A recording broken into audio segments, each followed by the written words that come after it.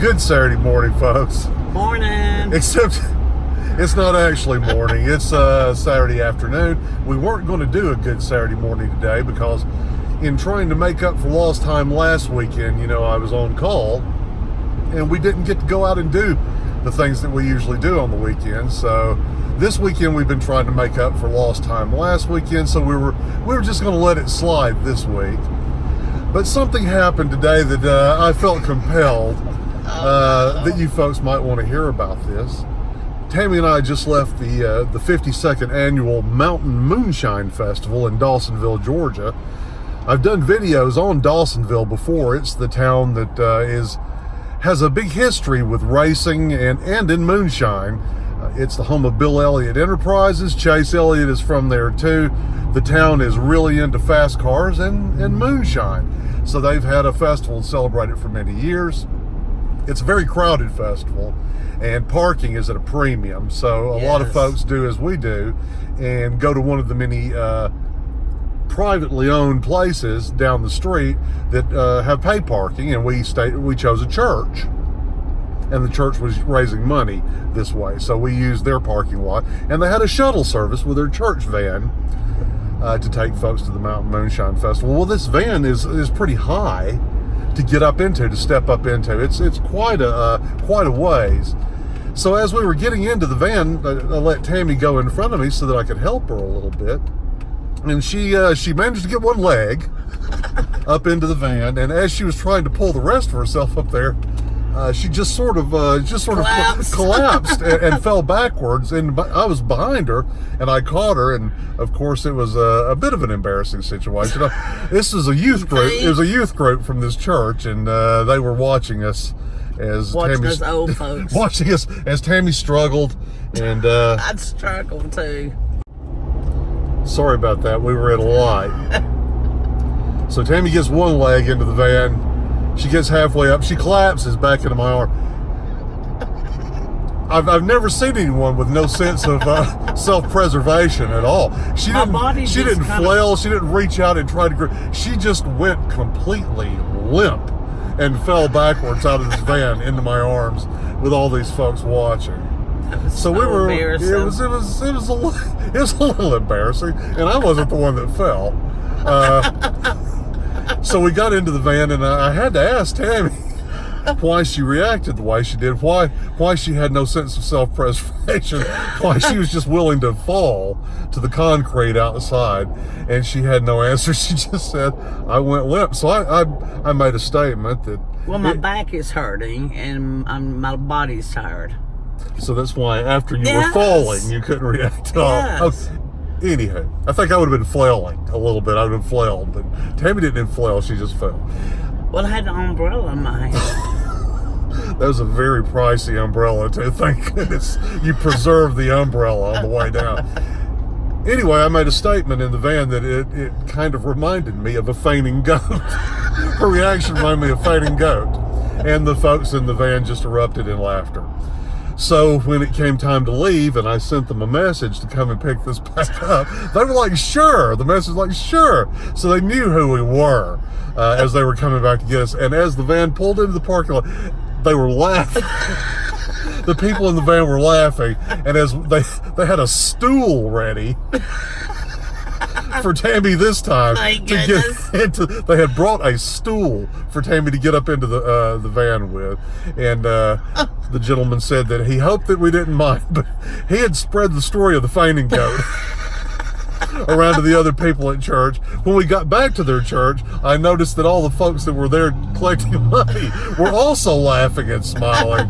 So Tammy and I beat a hasty retreat here back to the Jeep, and we got out there as fast as we could with everyone waving at us and smiling, of course. But I was okay. Yes, but we'll forever be known as the old fainting goat couple. The fainting goat couple that at that particular church.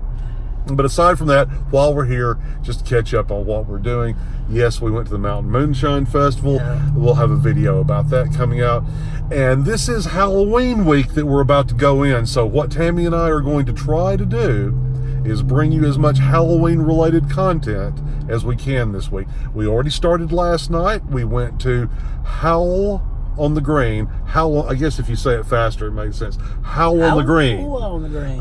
In the old town Duluth. It was a pretty good day. It was a lot of fun.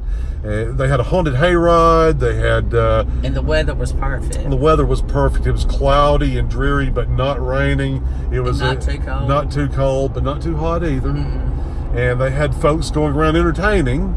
They had a headless horseman. Yeah, and, that was really cool. They had fire dancers. It was a pretty cool thing, and we caught some of that. We'll be bringing that to you, and we're planning on doing some stuff from home, some Halloween related stuff that we're going to do, and we're going to go to some more Halloween related events. I have some time off. I took it around Halloween. I do that every year so we can just really enjoy ourselves.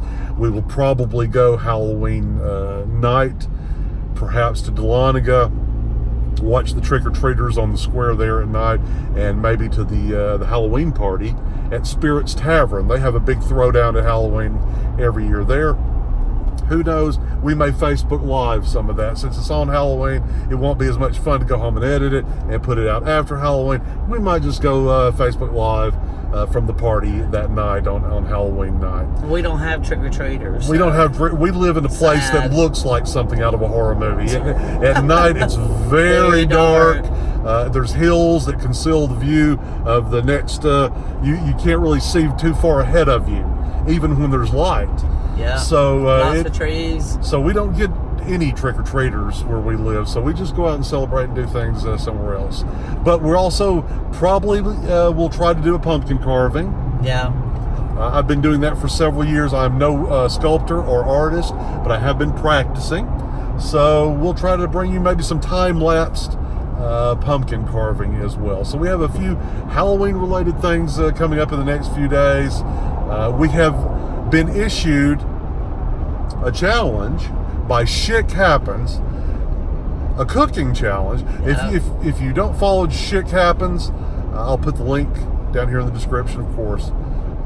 CJ is one of the funniest guys, some of the most well-made videos, outdoorsy, laid back, and funny and fun. One of my favorite one of my favorite channels, and he has issued to us a cooking challenge. I keep wanting to confuse the words channel and challenge. I noticed that. I think it's something about the fainting goat syndrome or whatever. I have caught some kind of laziness of lip from you, whereas you can't catch yourself. I can't talk now today. But he has issued us a cooking challenge, the rules of which are simple.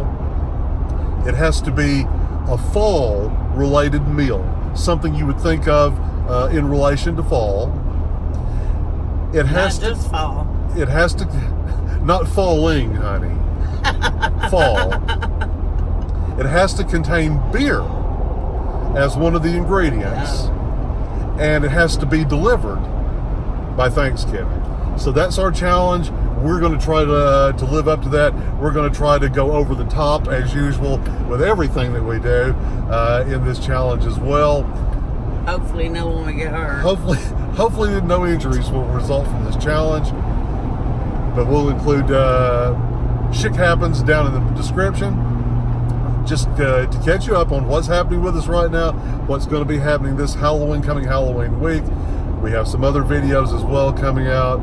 So we thought we would just pass that along to you. So from Mike and the Fainting Goat, until next time.